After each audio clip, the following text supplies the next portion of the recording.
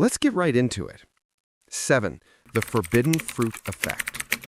Picture this. Someone shows you two identical sandwiches. One's just sitting there on a plate. The other, someone's actively eating it. Suddenly, the one being eaten looks way better, doesn't it? Congratulations, your brain just revealed it has the emotional maturity of a toddler fighting over toys. This is the forbidden fruit effect in action, and it's basically your brain's way of saying, I want what I can't have in the most dramatic way possible. When someone's already in a relationship, they've become psychologically unavailable, which triggers this weird mental glitch where your brain interprets taken as rare and valuable. It's the same reason people go nuts over limited edition sneakers or fight each other on Black Friday over discounted TVs. The psychology here is simple. Scarcity equals value. When someone's single and available, they're like a regular menu item. But the moment they're coupled up, boom, they're suddenly the chef's special with a while supplies last sticker on their forehead. Your brain sees the relationship barrier and goes, oh, so other people think this person is worth committing to? I must be missing something. Basically, humans are so predictable that we literally value people more when they come with a sold sign.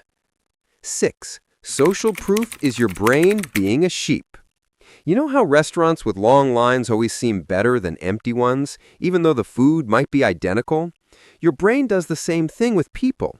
When someone's in a relationship, they've essentially gotten a 5-star Yelp review from another human being, and your subconscious is eating it up like it's gospel.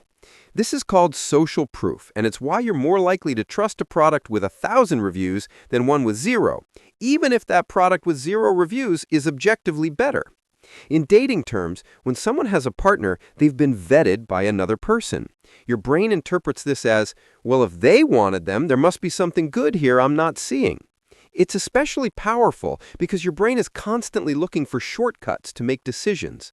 Instead of doing the hard work of figuring out if someone's actually attractive or compatible, your brain just looks at the relationship status and goes, another human already did the research. I trust their judgment more than my own. Which is wild when you think about it, considering you don't even know if their partner has good taste or is just really desperate. Evolution wired us this way because back in caveman days, if the tribe thought someone was mate-worthy, they probably were. Now we're stuck using prehistoric software to navigate modern dating, and it shows. 5. The confidence glow-up is real. Here's something nobody tells you. People in relationships walk around with this invisible force field of, I'm not trying to impress anyone, energy. And ironically, that's exactly what makes them impressive. When you're single and actively looking, you're basically a golden retriever at the park, desperately hoping someone throws you a tennis ball. When you're taken, you're a cat. You don't care, and everyone knows cats are somehow more intriguing.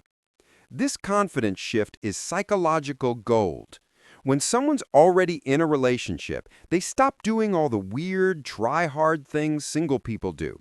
They're not constantly checking their phone for texts. They're not overthinking every conversation. They're not adjusting their posture every 5 seconds to look more attractive. They're just existing.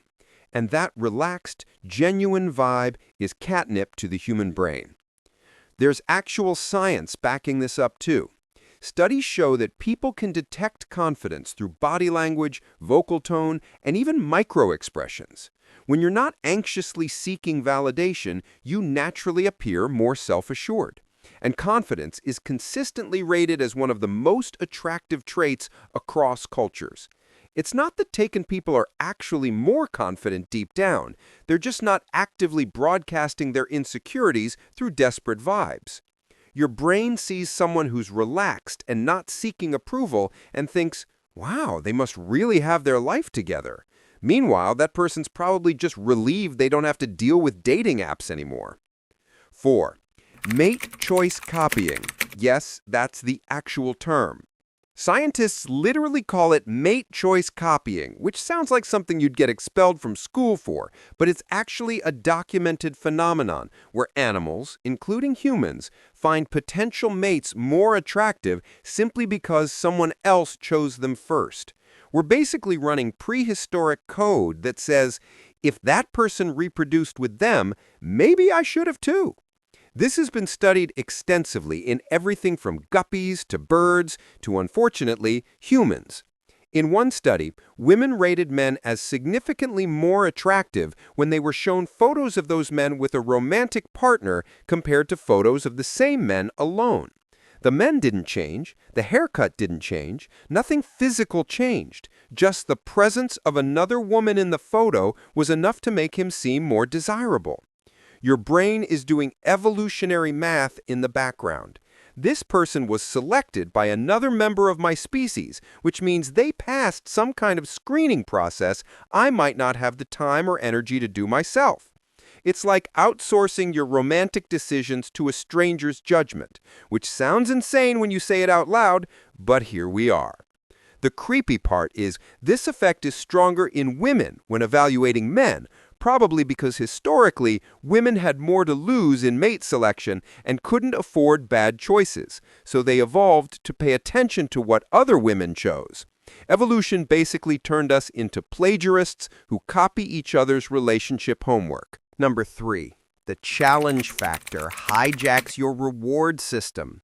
Your brain has a reward system that's supposed to motivate you to pursue things that are good for survival. Food, water, shelter, mates, the usual. But here's the problem. Your brain is also a drama queen that gets bored easily. And easy wins don't trigger the same dopamine rush as challenges do. So when someone's available and interested, your brain yawns. When someone's taken and therefore a challenge, your brain starts doing backflips. This is the same neurological mechanism that makes video games addictive. If you could beat every level on the first try, you'd quit immediately. But add difficulty, add barriers, add the possibility of failure, and suddenly your brain's dumping dopamine like it's getting paid overtime. Relationships work the same way. When someone's single and showing interest, there's no challenge, no hunt, no conquest. When someone's in a relationship, now there's an obstacle, and your caveman brain lights up like a Christmas tree. The ventral tegmental area of your brain, the part responsible for motivation and reward, actually shows increased activity when pursuing difficult-to-obtain rewards compared to easy ones. This means your brain is literally more excited about pursuing someone who's taken than someone who's available, even if the available person is objectively a better match. It's like your brain is running on the same logic as a toddler who ignores their own toys but loses their mind over another kid's toy. Except instead of Fisher-Price, we're talking about human beings. Real mature evolution. Number 2. The halo effect makes taken people seem perfect. Once your brain decides someone's attractive because they're in a relationship, it doesn't stop there. Oh no, it goes full conspiracy theorist and starts inventing evidence to support its theory. This is the halo effect, and it's why you suddenly think this taken person is not just hot, but probably funny, smart, kind, talented, and great with animals, even though you've never had a real conversation with them. The halo effect is a cognitive bias where one positive trait, in this case, desirable enough to be in a relationship, makes you assume they have other positive traits, even with zero evidence. Your brain sees someone's partnered up and goes, well, they must be amazing at everything. That's why someone locked them down. Never mind that their partner might have chosen them for completely random reasons, like proximity or shared love of terrible reality TV.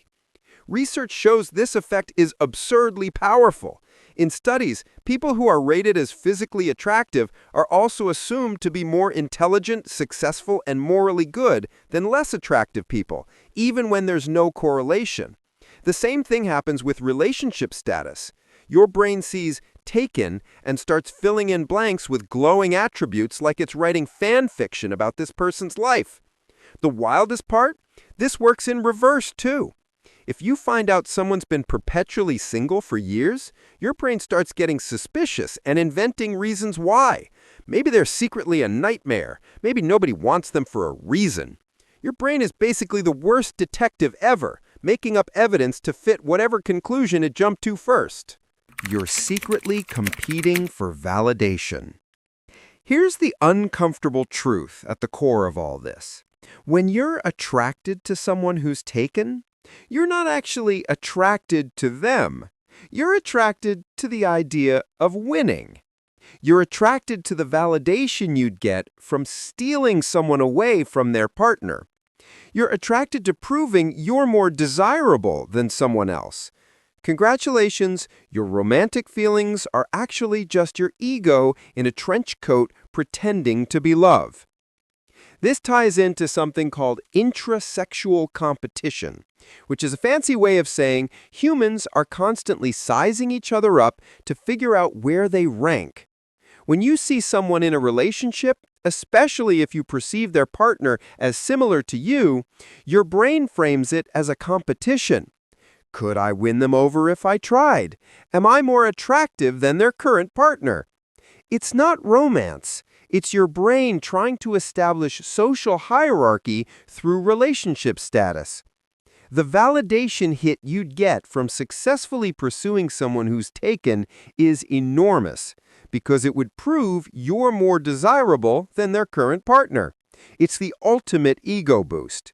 And your brain knows this, which is why it floods you with attraction toward people it perceives as wins rather than people who are actually available and compatible. Think about it.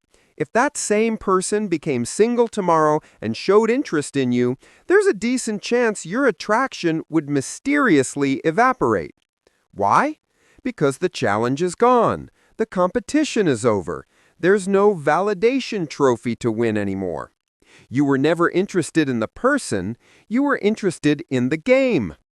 Your brain is basically turning human connection into a sport where taken people are the championship trophy and single people are participation medals, which is exactly as messed up as it sounds. That's all for today. I'll be making more videos like this, so subscribe if you don't want to miss them.